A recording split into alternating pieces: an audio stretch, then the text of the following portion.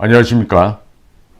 공작관TV 그레이트게임 최수영입니다. 오늘도 저희 공작관TV를 애청하시는 대한민국 국민 여러분, 그리고 해외에 계시는 동포 여러분, 감사의 말씀을 전합니다. 오늘 제가 전달할 내용은 우리 대한민국 역사상 최초의 자유주의 투쟁의 역사를 말씀드리고자 합니다.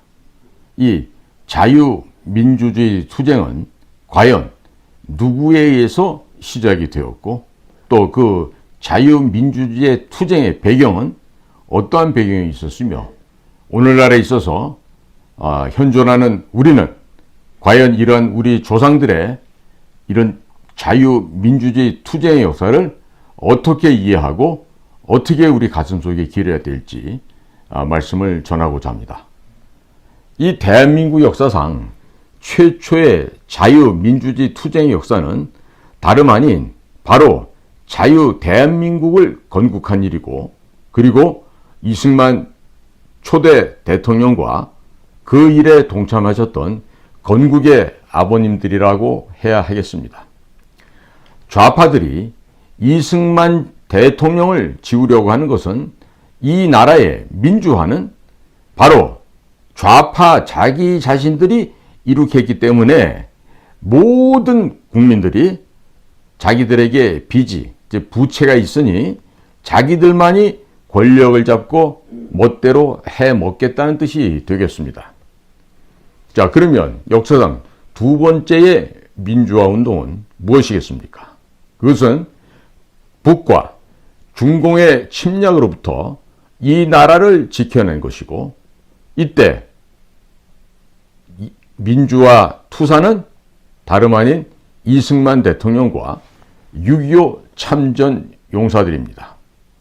자, 그러면 세 번째의 민주화 운동은 누가 해당이 되겠습니까? 이 세 번째는 박정희 대통령의 월남전 참전과 산업화, 근대화가 되겠습니다. 북한 괴뢰는 6.25 전쟁이 끝나자마자 군비 증강을 하면서 1956년 당시 소련과 조소 원자력 협정을 맺고 매년 모스크바의 인근에 위치하고 있는 드브나 핵연구소에서 매년 30년씩 핵기술자들을 보내서 핵무기 개발에 필요한 기술을 소련으로부터 받아옵니다. 그리고 1968년 1월 21일 김신조 사태, 푸에블로호 납치 사건, 미 정찰기 격추 사건, 울진 삼척 무장공비 침투 사건 등 지속적으로 도발을 하면서 제2의 6.25를 일으키려고 준비를 하였었습니다.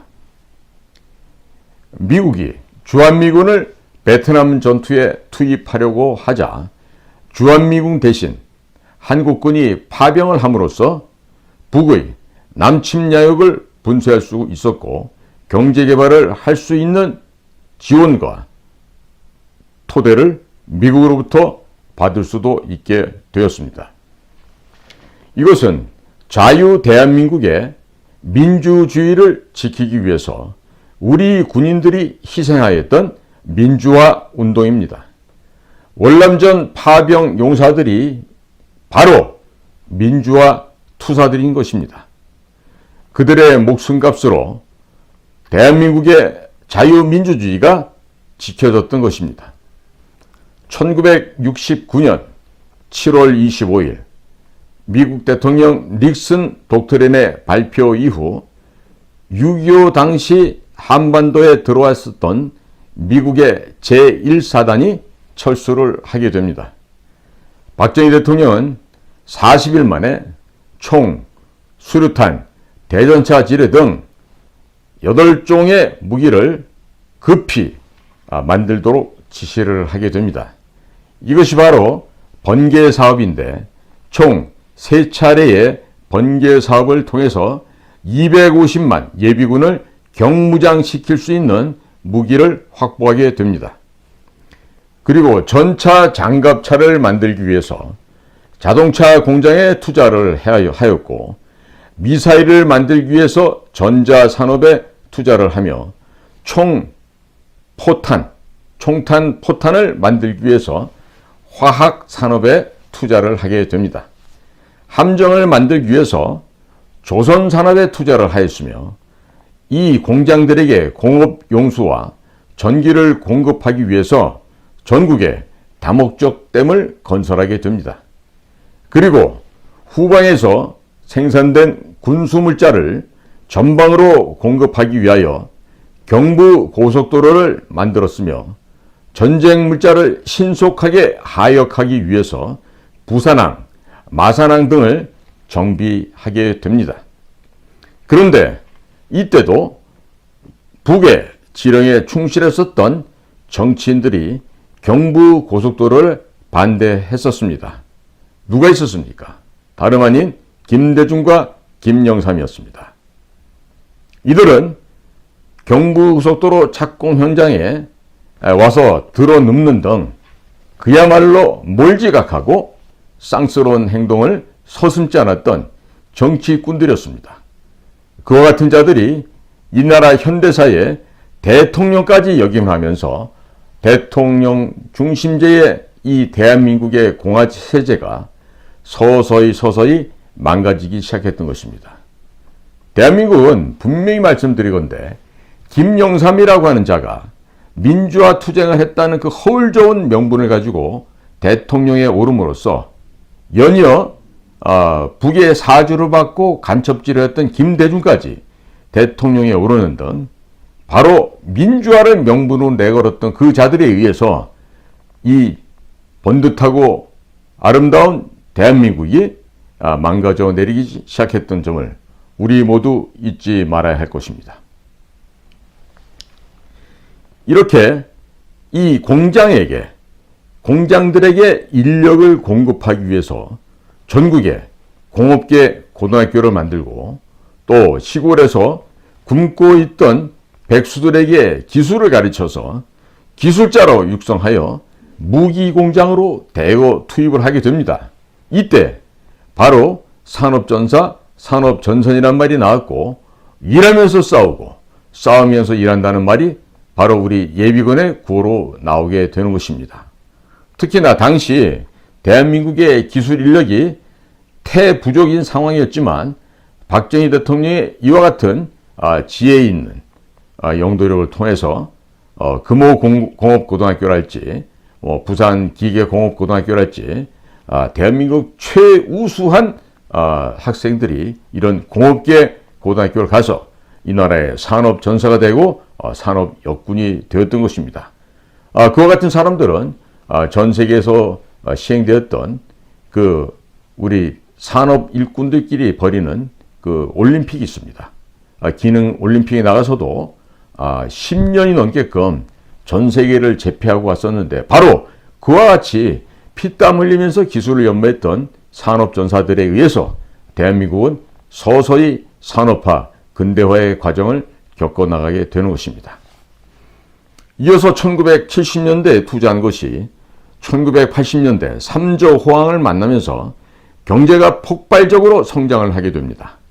그리고 1988년 88 서울올림픽을 유치하고 그 결과로서 동구권이 소련으로부터 떨어져 나가게 되었고 북은 1989년 세계 평양 학생 축전을 너무나도 거창하게 치름에 따라서 90년대 들어와 300만 명이나 굶어 죽게 되는 비극을 맞이하게 되었으며 아울러 1991년 12월 26일 구소련이 해체되게 됩니다. 자, 지금 좌파들이 띄우고 있는 전태일이라는 사람이 있습니다. 전태일이는 청계천에 있던 당시 피복노조에 일했던 근로자였는데 자, 이 전태일이가 당시 무슨 일을 하냐면 분신 자살을 합니다. 몸에 스스로 불을 붙여 자결을 하는 그런 퍼포먼스를 했던 것인데 이것은요, 다분히 이 국가 체제를 반역하기 위해서 즉 반체제 시위를 전국적으로 전개하기 위해서 뻥튀기를 했다는 것을 우리 모두가 잊지 말아야 할 것입니다. 저희들도 1980년대 초 대학을 다니면서 이 좌파들이 매번 나와서 하는 얘기가 애국 열사, 애국 투사 전태일 하면서 이 죽은 사람의 이름을 가지고 소위 말하는 푸닥거리를 했었습니다. 모든 시위 현장에 전태일이라는 이름이 들어가고 또 애국 열사, 애국지사 전태일이라는 말이 심심치 않게 돌았던 것을 저 또한 기억을 하고 있는데, 이 모든 것이 한 순박하고 순진했던 그런 청년 전태일이라는 사람의 목숨을 스스로 그렇게 자살하도록끔 배후에서 조종을 하고, 그 자살의 현장을 가지고 몇십 년이 넘도록 아직도 그 전태일 열사의 죽음을 헛되이 하지 말라 그러면서 우려먹고 있는 것이죠. 이 정말 좌파들의 이런 그 사람의 생명을 경시하는 이와 같은 행동들은요, 이루 말을 할 수가 없습니다.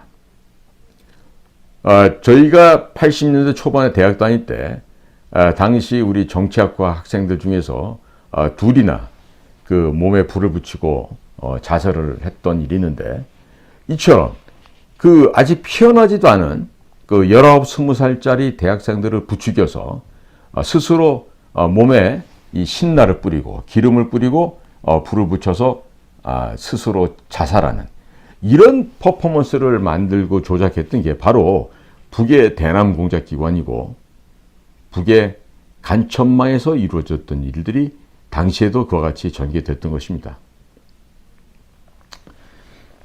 1970년대에는 시골에서 굶어 죽는 사람들이 신문에 보도될 정도로 이 나라에 먹을 것이 정말 없었습니다.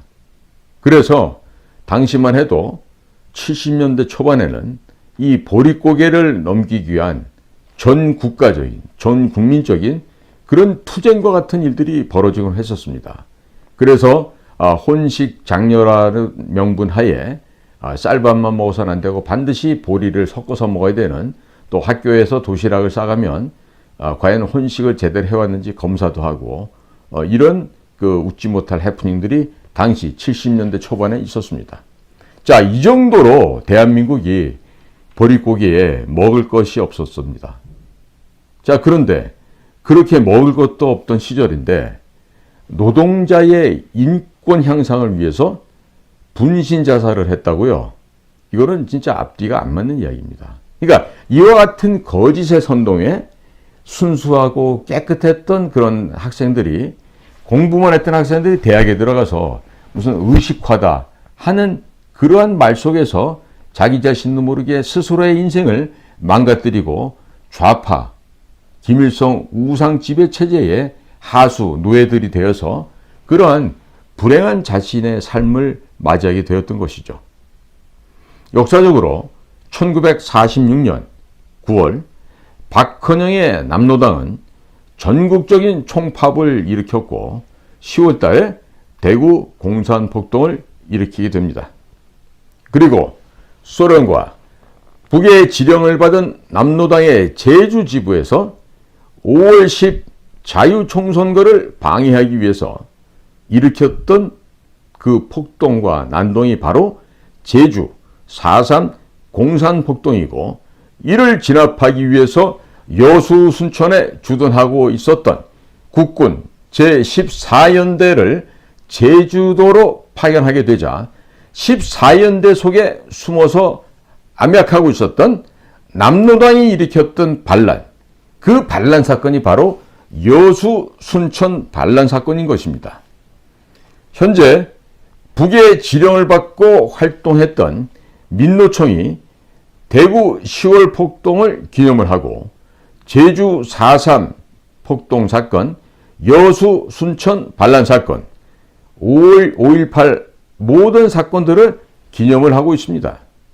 여기서 보실 때 제주 4.3 공산폭동, 여수 순천 반란, 5.18이 과연 민주화 운동이 맞는지 틀리는지 역사적으로 재평가할 필요가 있다 하겠습니다.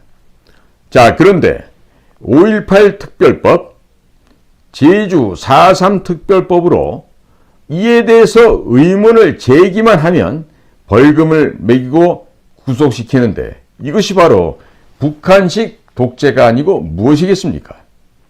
5.18 광주 정신은 북한 인민민주주의를 추종했던 인민민주주의 운동인데 윤석열 대통령의 측근들 가운데서도 노무현, 문재인, MB 때 출세했던 사람들이 많이 있어서 많이는 게 아니라 대부분이나 해야 되겠죠. 이런 자들이 대통령의 눈과 귀를 가리고 있는 것입니다.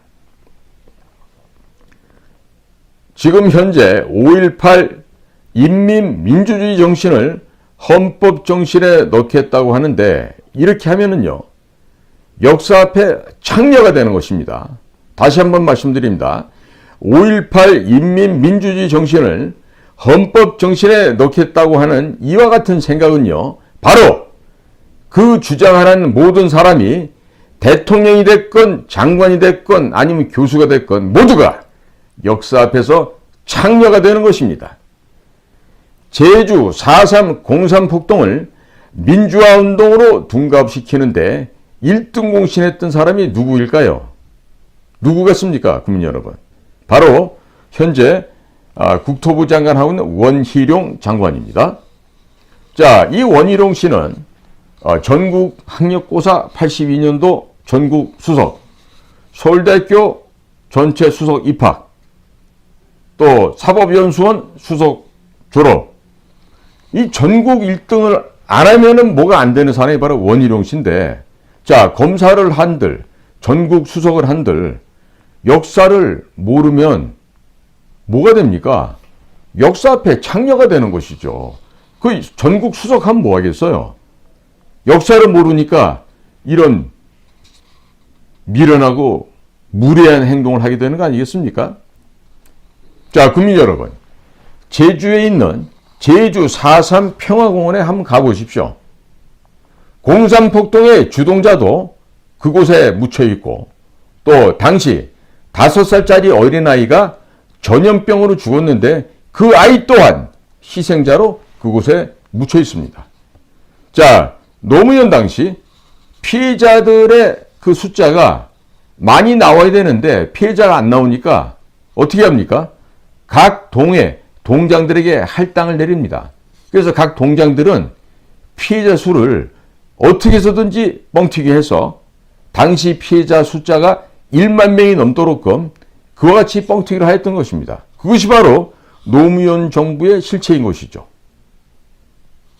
자, 국민 여러분, 지금 윤석열 대통령이 참모들 가운데 역사 앞에 창녀들이 많이 있고 또 앞으로 많이 생길 것 같은 걱정이 많이 됩니다.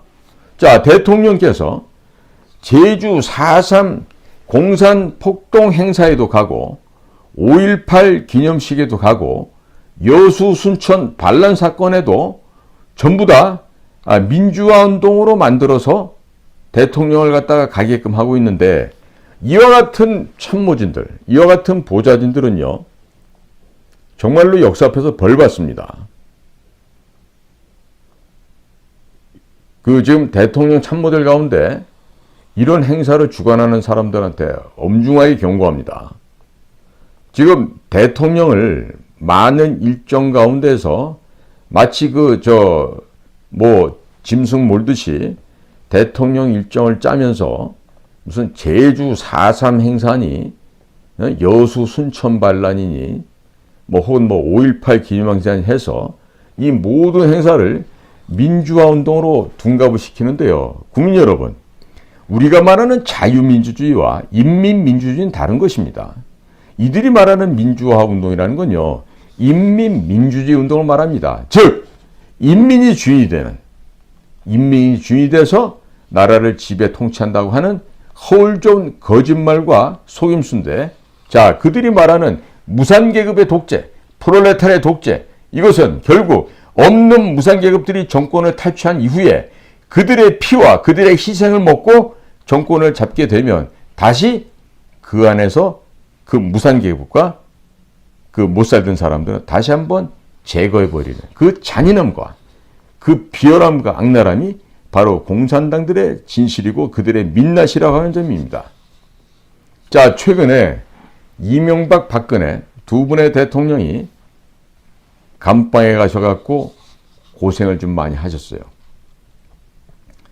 이 이명박, 박근혜 대통령 이 두 분도요, 역사 바로 세우기 전쟁을 제대로 했으면 감옥에 가지 않았습니다. 그런데 이명박 정부는 교회 장로님이 대통령이 되셨는데 모든 인사가 고려대학교, 소망교회, 경상도 사람들 영남, 그러니까 고소영이란 말이 나왔죠. 자, 그런 식으로 하면서 자기들만의 리그를 운영했죠. 그러다 보니까 어떻습니까? 그냥 부패의 속도가 아주 초고속으로 달려갔던 것이죠. 이명박 정부는. 가장 대표적인 게 국가정보원이죠. 자, 국가정보원은 제가 있어봤던 고향집 아니겠습니까? 당시에 그 김성호라는 원장, 그분은 이제 법무부 장관 출신인데 한 1년 정도 남짓하고 그냥 가셨고, 그 다음에 온 그 원세훈이라는 자가 국정원장을 한 4년 가까이 하면서요, 국가정보원의 수준을요, 서울대학, 그러니까 서울시청의 그 수도국 정도 수준 그 이하로 떨어뜨려 놨습니다. 물론 많은 직원들이 그런 그 무지몽매한 그 리더십이 옴으로 인해 갖고 자살하는 일도 생겼었고, 또 대부 공작 역량도 약화되었었고, 어찌됐든 그 이명박 정권에 그때는 자유민주주의라는 것을 모르는 사람들이었죠. 즉, 그 천안함이 부서지고 연평대 포격이 와도 우리나라 공군기를 띄워서 북을 원점을 타격을 안 하고 그냥 북을 한번 이렇게 선회해서 에어쇼하고 돌아오는 그와 같은 형태를 보였던 게 바로 이명박 정권입니다. 동시에 비서실장했던 임태희나 전략비서가 있었던 김태효 같은 자들이 30년 넘게 대남 공작 사업을 해온 북의 전문가들을 만나서 아마추어 수준의 그 돈가방 들고 허장성세를 하다가 그냥 북쪽 애들한테 개망신만 당하고 끝났던 것이 바로 이명박 정권입니다. 그러니까 대북 전문가가 없는데 청와대에 있었다는 그 명분 하나 가지고 저런 그 승냥이들, 늑대들과 대적을 하려고 그랬었어요. 일이 되겠습니까? 근데 지금 걱정되는 거는 그 시절에 그 나물이, 그 MB 정권 시절에 썩어 빠진 그 무능력한 인간들이 지금 윤석열 대통령 주변에 너무 많다는 점이죠.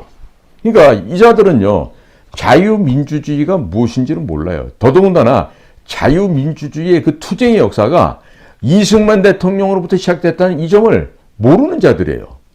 그러니까 지금 헛소리들 하고 있죠.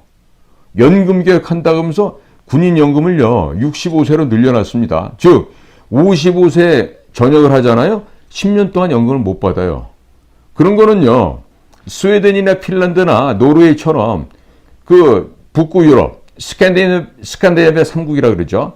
그런 데서 나라는 땅덩어리는 넓고 인구수는 좁은 데서는 하면 돼요.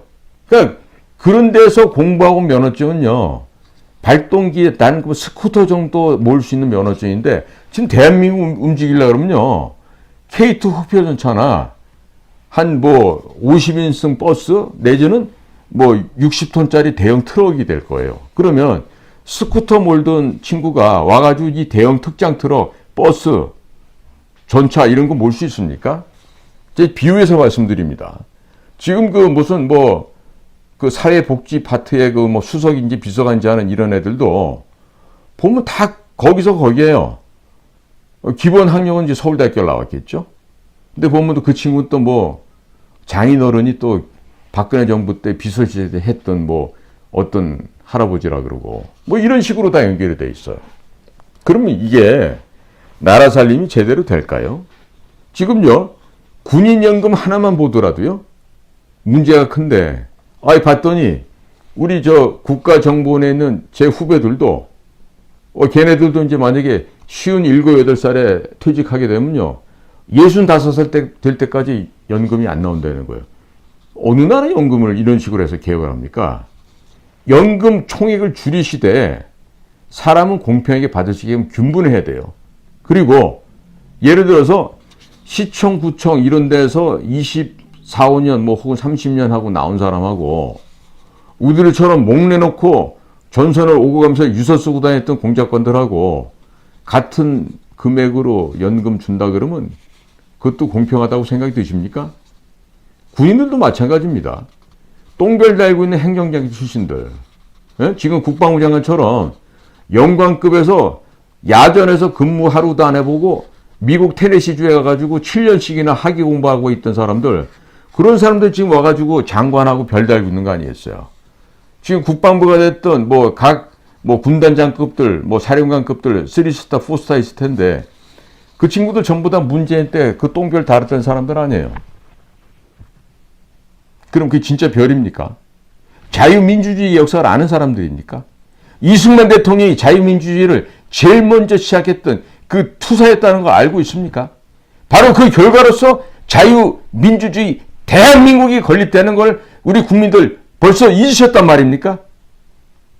이렇게 하면 안 되죠. 자, 이제서야 조금씩 대통령실에서도 이승만 대통령에 대한 무엇인가 하려고 그러는데요. 제가 지난번에 3.1절 행사를 하면서도 제가 그 결과를 보고 얘기했어요. 3.1절 행사한 그 걸개 그림에 어떻게 우남 이승만 초대 대통령이 없냐 이거예요. 응?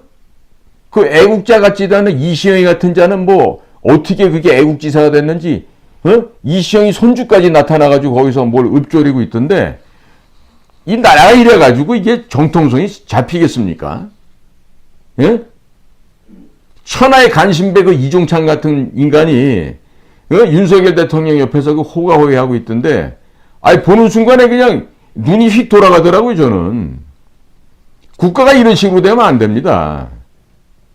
예? 제가 왜 이종찬 같은 사람이 대통령 옆에 있으면 안 되는 거 얘기해 드릴게요. 그 사람은 우리 중앙정보부 정규과정 1기로 온 사람인데요. 얼마나 고문관 짓을 했으면 훈련도 제대로 못 받고 체력도 안 닿고 특히나 공수훈련 받을 때 다리도 부러먹는 그런 졸장부였다 그래요. 그 지도했던 어른이 직접 나한테 해주신 이야기거든요. 그런데 이종찬은 그 이후에 육사라는 배경을 갖고 승승장구해서 박 대통령 돌아가신 한 이후에는요, 기조실장을 잠깐 하면서 우리 중앙정보부 당시 우리 요원들을요, 한 800명 이상 모가지를 잘라냈어요. 그리고선 민정당 가가지고 국회의원 한답시고 또 왔다 갔다 하고 그러더니만, 아니, 김대중이가 대통령이 되고 나니까 국가정보원장이 돼서 다시 와가지고 또 한 580명 모가지를 잘랐어요. 근데 또 한동안 조용한가 했더니, 국정원장 마치고 나가면서는 내부에 있는 인물 자료를 또 다 CD로 구워서 들고 나와서 도둑질 했는데 결국에 대통령이 못 됐지 않습니까? 자, 이제는 말이에요. 그 윤석열 대통령의 그 서울법대 79학번 동기인 이철우 교수라고 있어요. 연세대학교 법과대학 교수인데 그 이철우가 이종찬의 아들이라고 합니다. 그러니까 아들을 또 통해가지고 또 윤석열 옆에 또 은근슬쩍 달라붙어갖고 뭐 내가 성렬아, 내가 뭐 너 친구 아버지니까 내가 뭘 경험도 많고 이러면서 또 대통령 옆에 또 호가호위 하는 거죠.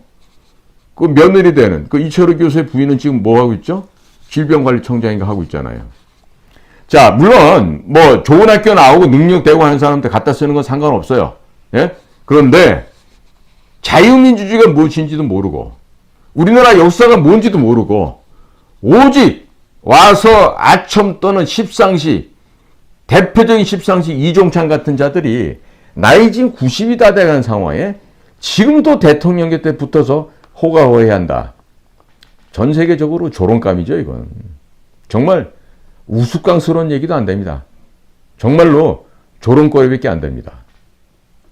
대통령실과 대통령을 보좌하는 비서진들은요, 그런 그 쓰레기만도 못한 이종찬 같은 자들이 대통령 옆에 얼씬도 못하게 해야 돼요. 그리고 경호실에서도요, 좀 사람 좀 봐가면서 대통령 옆에 붙이세요. 응? 그 짐승만도 못한 것들을 대통령 옆에 붙여갖고 이 나라 그래도 대통령이 품격이 있지 대통령의 격을 낮추는 것밖에 안 되지 않습니까? 응? 제발 좀 그 스스로가 품위를 떨어뜨린 일을 대통령실에서 좀 안 했으면 좋겠어요. 비서실장님, 그리고 경호실장님, 아무리 말이죠 친구 아버지라 그래도 뭐 전직 국정원장 했다 그래도요, 이거 대통령 옆에 개나 소나 아무거나 다 갖다 붙일 거예요? 안 됩니다. 그렇게 하지들 마십시오.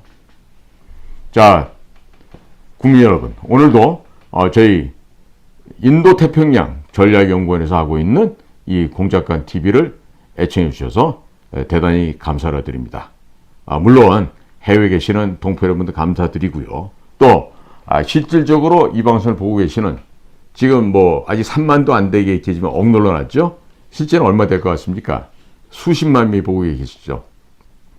참, 그 끝으로 제가 제가 어제 겪었던 얘기 하나 좀 알려드릴게요. 그 동네에서 다른 일을 보려고 이렇게 가게 들어서 질문을 드렸다가 그곳에 와 있던 손님들 가운데 어머님들이 저를 보고 알아보시는 이런 일이 벌어졌어요. 그러니까 굉장히 저한테 고맙다, 감사하다 말씀하시면서 좋은 방송을 많이 해줘서 고맙습니다.